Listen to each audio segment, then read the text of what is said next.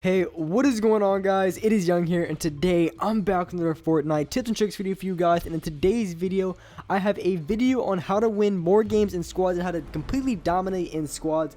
And with the only actual real game mode out there is squads now, because the other Fort Mirror stuff is going on. I think for the next couple of days it's going to be like that.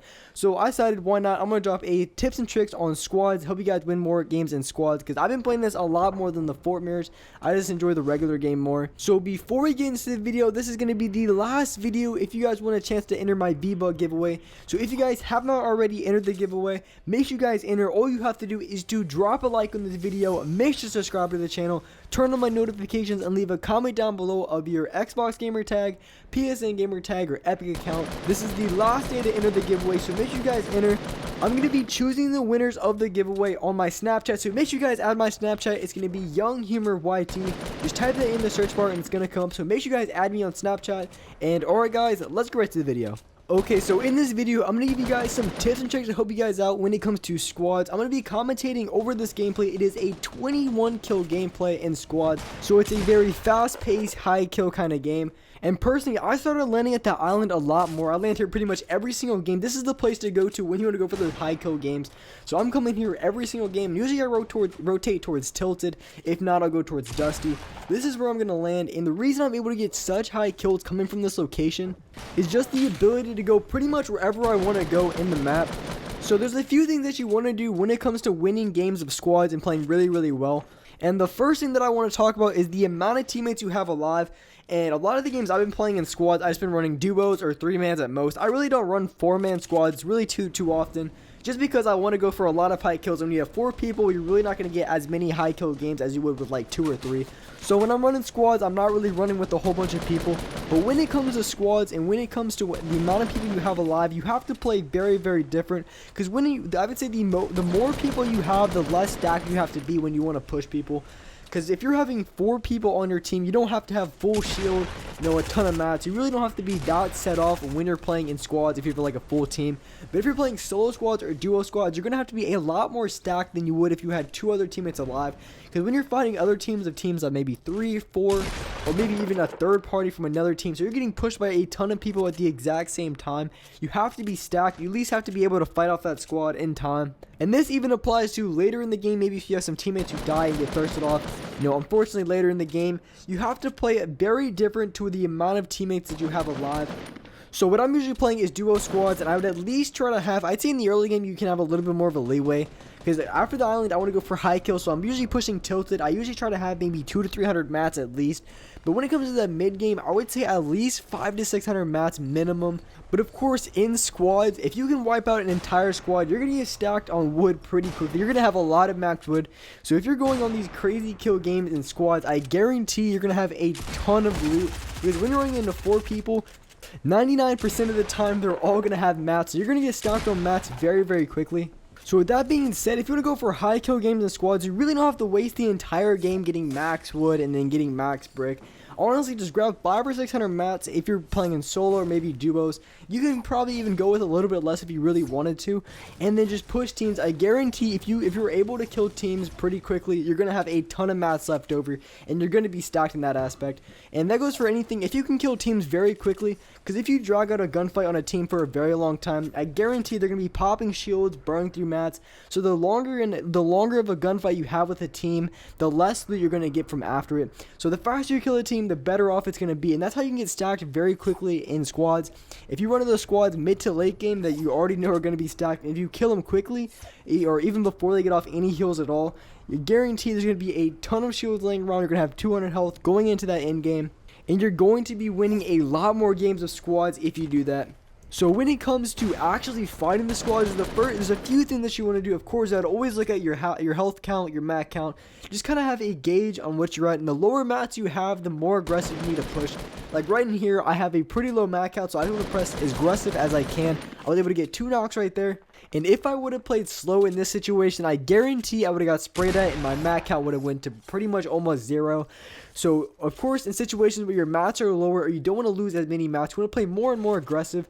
And I always recommend when you're fighting squads, and especially if you're playing with people down, like you're playing duos or solos, and I would always recommend you have to get that first shot or get that knock or just try to do something to get at least 1 player low. And once you get that one player low or one player knocked, you want to put as much pressure as you can on that player.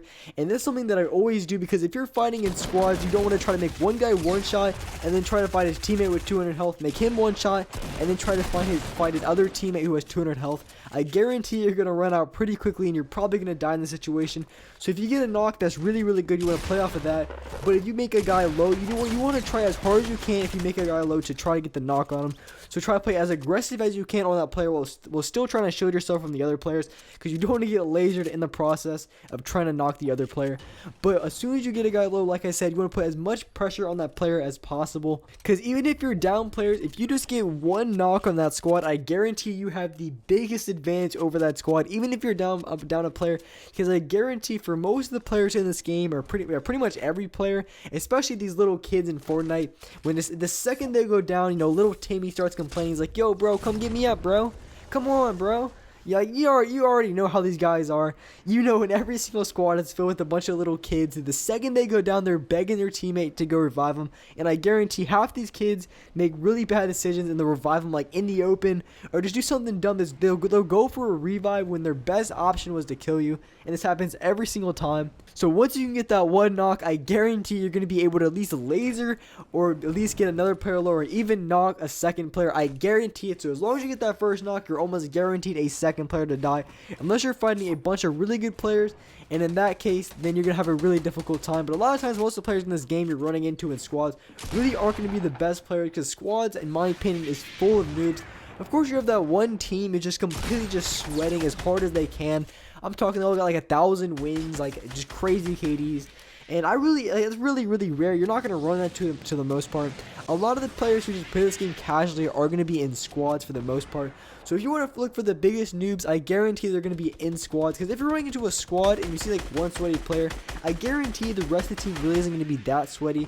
A lot of the times you're going to find at least one or two noobs in that squad, and you want to try to get the knock on those, because those guys probably spray the hardest. And even before going into the gunfight, you could also look for anybody, just for a few things. Maybe like if you see a minigun user, or maybe you see a guy with a pumpkin launcher or any RPG or any explosive like that, you always want to try to knock them first, because I guarantee they're going to be spraying at you for the entire duration of the fight. So you see anybody with those toxic weapons, try to kill them as soon as possible. Try to get the early knock on that player instead. Of course, it's not going to be able to have that perfect situation. We're going to be able to get that player, but at least try to go for that player. At least try to tag him a little bit.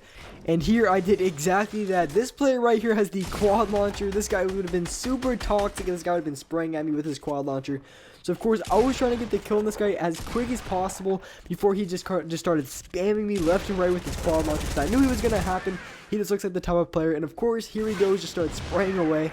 And unfortunately, if I would have got the knock earlier in the gunfight, I would have been good.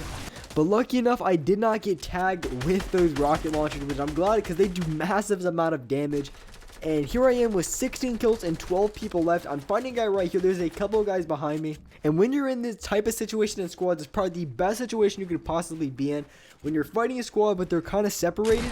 And this is the best situation because you only have to fight a 1v1. You don't have to fight a bunch of guys at the exact same time. So I was able to get the easy knock on this guy because I didn't have to fight like 3 guys at the exact same time. So I kill that guy, and I want to grab his slurp so I can heal up a little bit and then go push the rest of his team and the other teams that are going to be in this lobby. And here I see another player separated, so I'm going to go for the quick knock on this guy. I laser this guy, get the knock on him. And this is a really good advantage in squads, is if you ever see their team split apart at all, if you see like one guy lagging behind or one guy on the outlier, I always recommend trying to go for the kill on the guy and kill the guy as quick as possible, because that's going to be your best chance of getting the kills in the squad. If you can get that laser, if you can get that knock on the guy who's the outlier in the squad, I guarantee it's really going to help you guys out when it comes to killing the rest of the squad, because if you wait for that gunfight in too long and the rest of the team starts pushing up on you, it's going to be really difficult to kill the entire team with everybody shooting at you. So if you ever have those breaks where you're fighting a 1v1 gunfight, you definitely want to make sure you can win that gunfight. So here is the last player on their team. This guy is a complete noob. So this was probably the easiest kill of the entire match. And of course, maybe if you're not lucky enough to be in this situation, maybe the last team's kind of sweaty, I always recommend, if there's two teams fighting at the very end, I always recommend trying to get that third party on that team, because that's going to be your best chance of winning the game in squads. It doesn't matter how good they are or how bad they are. If you can get that third party on the last team, it's going to set you up to get the best possible chance of winning that game. And alright guys, that's all for this video. Hope you guys liked this video. Hope you guys enjoyed. If you did, make sure to drop a like on this video. Make sure to subscribe to the channel. Turn on my notifications. And make sure to add my new Snapchat if you guys have not already. And alright guys, I will see you in the next video.